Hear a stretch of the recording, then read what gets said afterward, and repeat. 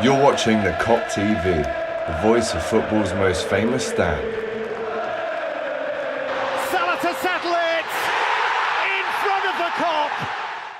Hello people, welcome back to the Kop TV, the voice of football's most famous stand. You join me in Liverpool city centre, as you can see. Radio City to my left, the Liver buildings to my right. We are just above Chinatown. In front of me is the cathedral, which is actually bigger than Big Ben. I don't know if you guys knew that. But welcome back to the channel. Make sure you like the video. I'm trying to show you a little bit more of my life. This is where I live. This is the top of the flat. As I said, make sure you comment with your thoughts about what we're about to tuck into, and of course subscribe to the Kop TV if you haven't already. Let me let you into a little secret. We have got some incredible content that you are not even going to believe coming out of the Kop TV in the next week. So make sure not only you subscribe, but you press that bell as well. I've got some surprises for you, basically. I'm not even going to hint them. I'm not even going to drop any clues. You're going to have to wait and find out. But me, Mario and Doyle are going to be on an absolute madness this weekend as we lead up to the derby. And I'm feeling the positive vibes in Liverpool city centre right now, leading up to that derby. It's a must-win game. But obviously before that, and the fans have been calling for this for some time, it's an update on the owners, or the new potential owners. Now, I was reading this morning that according to a journalist from the Mail on Sunday, that there had been meetings based in Liverpool, including the Qataris and potentially John Henry as well, in the last week. Now, that is if you are to believe Alex Miller from the Mail on Sunday. He said, "I was told this morning that Qatar-based officials were in the UK last week, presumably QIA. Let's not forget QIS looking to buy Manchester United, we're hearing, and QIA, the ones that were photographed having a conversation with Mo Salah in London, looking to buy Liverpool. But my source wouldn't confirm," he goes on to say. "Sources also report John Henry was also in the UK last week. Again, I can't confirm this 100%, but we know that there were meetings held in Liverpool between the parties this week." What do you guys think of that? Do you want this to hurry up and be done with? Do you want different owners?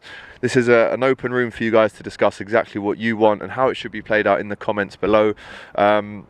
Now, we know that 300 million at least is needed to rebuild this Liverpool team in the summer. No's asking me silly questions on DR Sports, for example, like Robbie. "Oh, should Klopp go?" and all this stuff. Listen, even if Klopp did go, which I never want to happen, by the way, but even if he did go, you'd have to still bring in a new manager that would have to rebuild, get rid of Deadwood, create that unity again between the holy trinity of the fans, the players and the staff, and the manager, if you like. So any manager would have to do that. Klopp is the manager to do that. And this video, as well as giving you an update on the new owners, I wanted to kind of put a little bit more respect onto Jurgen Klopp's name. This is a man who has won our first Premier League in 30 years, first FA Cup in 16 years, first Community Shield in 16 years, first League Cup in 10 years. First ever we've won the Super Cup, that was 16 years ago as well. And of course, we won the World Club Cup for the first time, all under Jurgen Klopp.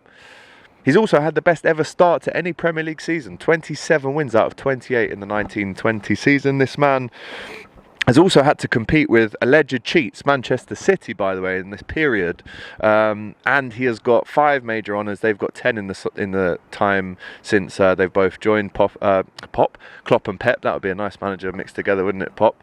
But Jurgen Klopp has competed against all this, and when you look at the spend, 716 million Man City have spent since 2015. We've spent 273 million. Not even a half of that, guys, and we've still managed to compete with these cheats. And I say that because you're innocent until proven guilty in this country, even though the evidence is there, isn't it? Over 100 breaches. And also, I just think in general Jurgen Klopp needs a bit more respect for what he's had to deal with, and especially whatever the outcome of these investigations will be, I think he will come out the other side a better person.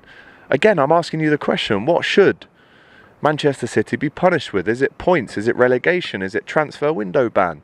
I want to hear it all from you right now in the comments. Let's start a little debate, because me personally, they have to be relegated, in my opinion, if they're found guilty of all of this. They have to be, right? I mean, again, we've seen screenshots, we've seen leaked documents, etc., etc. Let the lawyers do their work. The worst thing for the sport of football to happen would be that they just get a fine. That can't happen. It's impossible that that happens. So if they were to get a transfer ban and a relegation, let's say, they wouldn't be able to buy Jude. We're already hearing as well, Chelsea and PSG are 2 clubs he's already rejected. So where do Liverpool stand in the race now for him? And is there a shout, which I've been seeing today on social media? Could you put Trent in midfield with Jude? I personally would not be against that, but listen, we can't talk about Jude as if we've already signed him. The only question I'm asking is, does this now rule Man City out if they do get the transfer ban? Because as we know, he is going to leave in the summer. We also heard quotes today from ex-Manchester United striker Ruud van Nistelrooy saying that he spoke to Cody Gakpo after the World Cup. He said that Gakpo wanted the Manchester United move. He also said for him to wait until the summer because United didn't bid in January.